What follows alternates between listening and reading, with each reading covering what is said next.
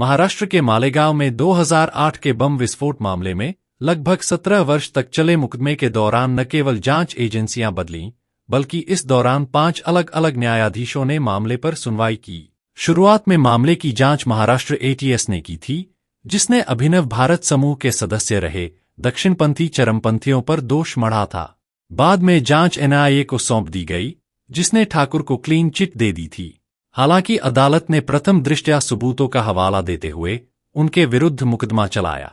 यह मामला 2008 से 2025 के बीच 5 न्यायाधीशों की नजरों से गुजरा।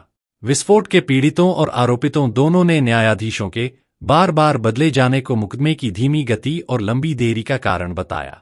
विस्फोट के कई पीड़ितों के अधिवक्ता शाहिद नदीम ने स्वीकार किया कि जजों के बार बार तबादले से मुकदमे में वास्तव में बाधा आई। भारी भरकम रिकॉर्ड के कारण हर नए न्यायाधीश को नए सिरे से शुरुआत करनी पड़ी, जिससे प्रक्रिया में और देरी हुई।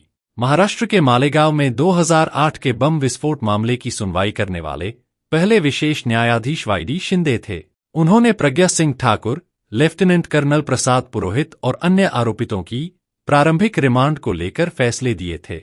न्यायाधीश शिंदे के बाद विशेष न्यायाधीश एसडी टेकाले ने 2015 से 2018 तक इस मामले की सुनवाई की, जब तक कि वार्षिक न्यायिक नियुक्तियों के दौरान उनका तबादला नहीं हो गया। न्यायाधीश टेकाले ने ही प्रज्ञा ठाकुर को क्लीन चिट देने के एनआईए के फैसले को खारिज कर दिया था। इसके बाद विशेष न्यायाधीश वीएस पडलकर ने कार्यभार संभाला और अक्टूबर 2018 में ठाकुर, पुरोहित और 5 अन्य के विरुद्ध औपचारिक रूप से आरोप तय किए। उनके कार्यकाल में पहले गवाह से पूछताछ के साथ मुकदमा आधिकारिक रूप से शुरू हुआ। न्यायाधीश पीआर सित्रे ने 2020 में पडलकर की सेवानिवृत्ति के बाद उनका स्थान लिया।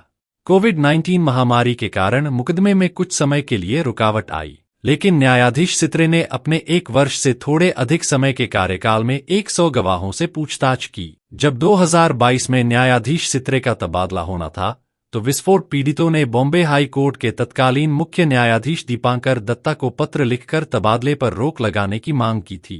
न्यायाधीश सित्रे के तबादले के बाद विशेष न्यायाधीश ए.के. लाहोटी ने जून 2022 में मुकदमे की सुनवाई अपने हाथ में ले ली। अप्रैल 2025 तक न्यायाधीश लाहोटी ने सुनवाई जारी रखी। अप्रैल में जब उनका नासिक तबादला होना था, तब पीड़ितों ने हाई कोर्ट के तत्कालीन मुख्य न्यायाधीश को फिर से पत्र लिखकर तबादले पर रोक लगाने का अनुरोध किया। उनकी याचिका पर न्यायाधीश लाहोटी का कार्यकाल अगस्त 2025 के अंत तक बढ़ा दिया गया।